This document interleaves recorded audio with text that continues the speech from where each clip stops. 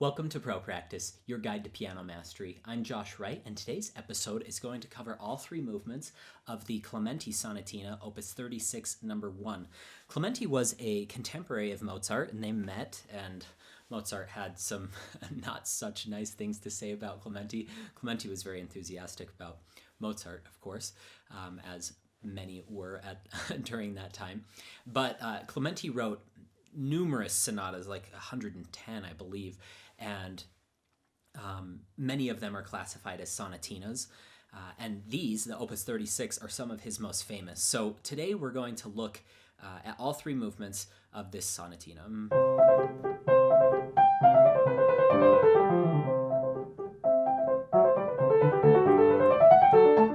Okay, and we're going to start out really slow to make sure that each of you have a guide to help you not only with the execution of the notes, but articulation, some exercises that you can do to get more efficient with your technique, variety with interpretation, especially on repeated sections, some ideas of how we could change things up to keep the music interesting, and all sorts of other interpretive little tips. So let's just dive right in.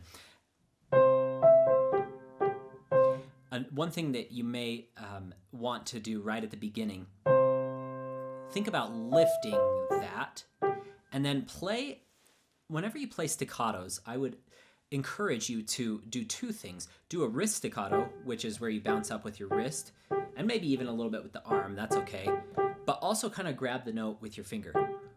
That's just going to always ensure that it's really sharp, because sometimes if your hand is a little heavy and you don't have any activity, I know even that thumb staccato is a little awkward, but if you have just the arm movement, sometimes I notice that students get a little heavy-handed with their staccatos and then they sound lazy.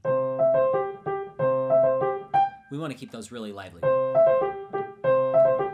And it's up to you if you want to change that fingering. 1, 2, 2, or just do both of them with your thumb. Some people kind of have a phobia of playing a repeated note with the same finger. It's only a problem when you have to do it really fast. So, then you end up accenting the second one. I think you have enough time here to do ones. And throw your hand off for the rests when the movement is lively. So that'll help you sound really energetic. So versus a more gentle release would be really nice maybe for the second movement where things are a bit slower, but that really helps. Let's go over a technical exercise that's going to get these passages really clean. So, I love finger staccato. And you don't have to go crazy and have all this bad tension as you're doing finger staccato, but think of just plucking lightly. And then as you gradually speed things up,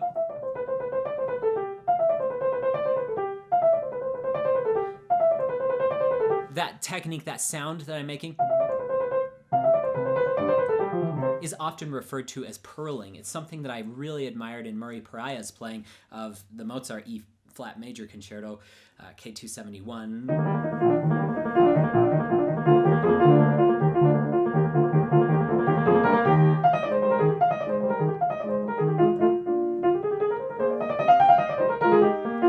Haven't probably played that in 20 years, but I still remember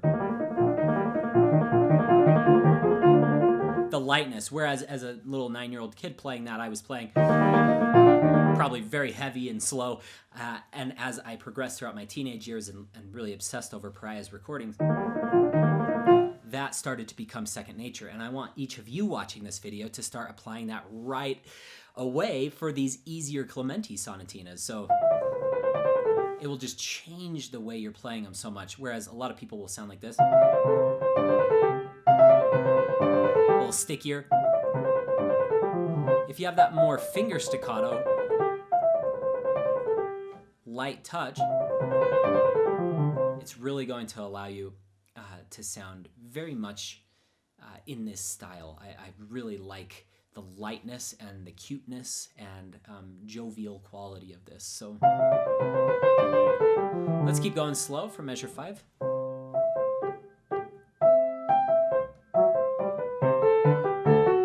And it's up to you if you want to do those legato or if you want to play around with that. You can do those staccato if you do good shaping. Maybe do a crescendo. I think that's kind of fun, but legato can also work out really beautifully as well. Okay, on these as well. So you're gonna arrive, and then I would regrow to there, and then lighten up, do a diminuendo to here, and go to here, and I'd probably stay big, and then maybe regrow a little.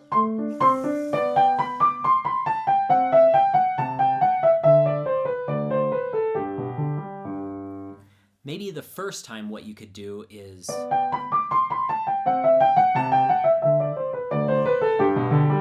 end strong, and so that when you go back to the beginning, you are still really nice and energetic. The second time maybe get softer. That might set this up a little more effectively, but it's up to you. You could do the exact opposite and kind of throw the audience for a loop. That's quite nice as well. So what could you do differently that second time through? You could do a light one. That's another option. Rather than being big there, you could... Sorry, I'm not lifting myself. Here we go. Maybe get bigger. And just do a crescendo all the way to here.